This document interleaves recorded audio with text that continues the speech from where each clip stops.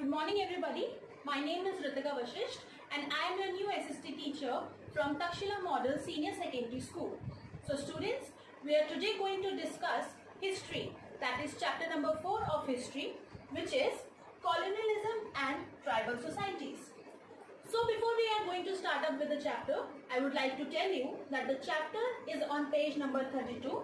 So I request you all to please take out page number 32 of your history book, chapter number 4, Colonialism and Tribal Societies. I hope you all have taken out page number 32. So now, let us start up with the chapter. The first topic of the chapter is who were tribals. So I would like to tell you that tribals were the people who lived in Indian subcontinents. They were also known as Adivasis and they were all related by the blood groups. Means it is particularly a group which has the same caste, same religion, same communities. Unlike us, we have different caste systems, but it was a group which belonged to same caste. Now, the tribal revolt came when the different people entered our country. Means the aliens, we term them as aliens. The aliens entered our country, means the Britishers. When the Britishers entered our country, the tribal revolt started. Why did the tribal revolt started? The tribal revolt started because the Britishers made tribal people life miserable, which means the Adivasis' lives were miserable with the emergence of British rule. Next topic, which is means of livelihood of tribal people. So, the means of livelihood for tribal people were basically hunting, gathering and fishing. Many of them were also dependent on agriculture, of which now let us first discuss about first hunters and gatherers. So, the hunters and gatherers were Khonds of Orissa and Beggars of central India. These were those people who kept on hunting and gathering products from the forest.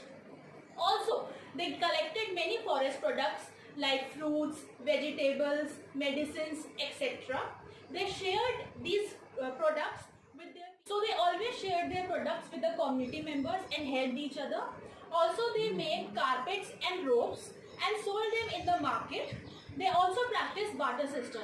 So students, barter system means exchange and buying and selling of commodities. There is no involvement in money. Okay. So they also helped in the process of barter system so as to fulfill their needs and requirements. So students, now our second category comes herding and rearing. Herding and rearing, in this the people rear the animals like cows, goats and also sell their milk or other products in the market so as to earn their livings, right? And they were also known as pastoralists as they were always in search of the pasture lands. The third category comes jhum cultivators.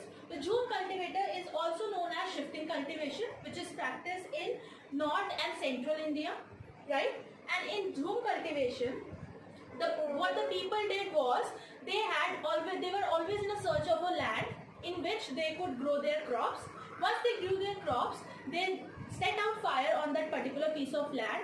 And so that why did they set out the fire? Because their minerals could be replenished again and again, and then they could use that land again. So this was known as jhum cultivation.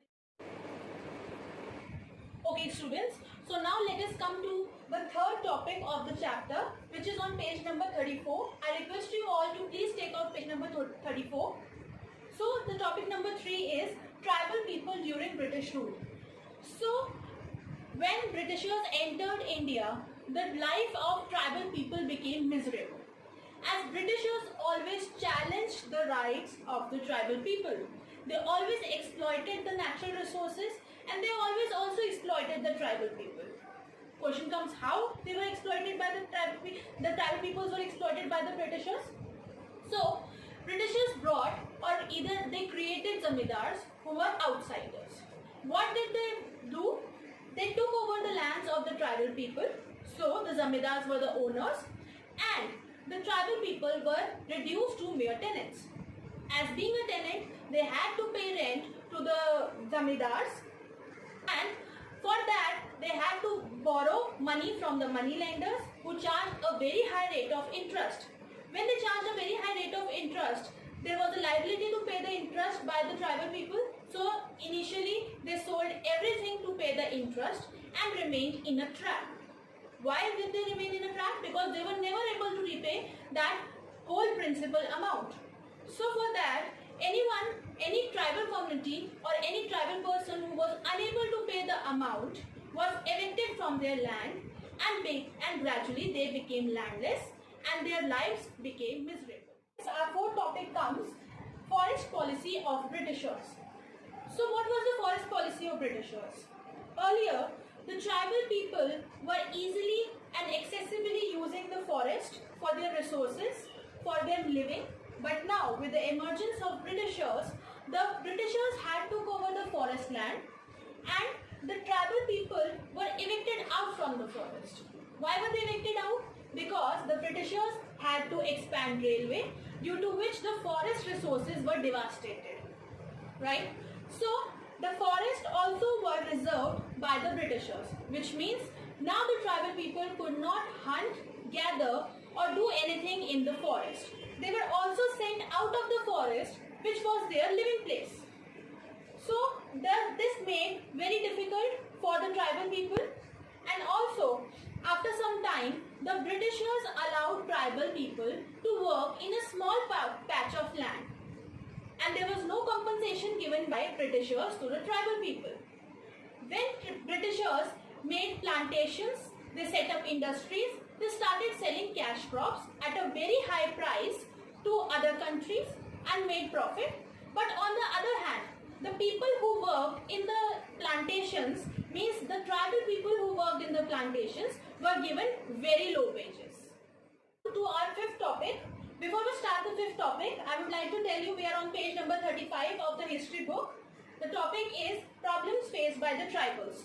So basically there were two or many problems faced by the tribals, of which one was Christian missionaries. By that time, the Christian missionaries entered India and their aim was to spread Christianity.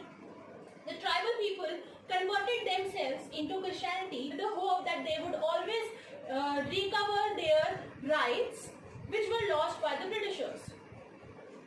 This was the first problem, but at the end they did not recovered their rights.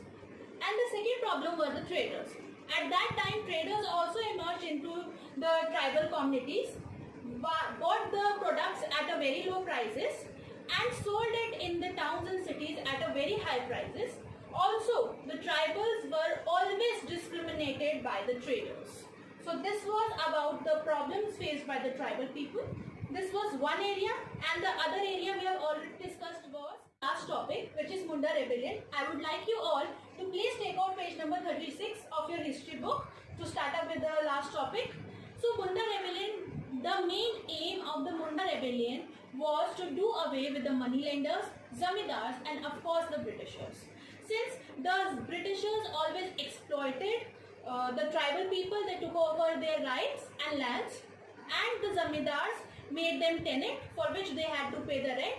On other hand, the money lenders charged a very high rate of interest for which their lands were evicted and they sold off everything in order to pay the interest. One of the aims was to do away with these money lenders, zamindars and Britishers. The tribal people or the tribal community always wanted to get back to their land, and they could cultivate their land and only pay the rent or the tribute to their tribal chief and nobody else in their society, right? So for that, Birsa Munda started this Munda Rebellion. In that, Bhikkhus were the outsiders who replaced with the modern government. The Birsa Munda, after he had done his education, Birsa Munda, after he had attained his education, realized that the tribal people were always exploited by everybody, and by turning into the Christianity, they did not preserve and retain their identity. On the other hand, they always lost their identity. So they all accommodated themselves, and they decided to fire the police stations, churches and everything else. Okay, so now what they did was they used the poisoned bows and arrows to kill the people, that is to kill the Britishers and their servants. But at the end, Birsa Munda was jailed by the Britishers, was captured and jailed by the Britishers, and finally he died in that jail only. So students, this brings us to the end of chapter number 4, which is colonialism and tribal societies. I hope you have liked the chapter and you have understood the chapter. For any doubts, you can contact me. Thank you.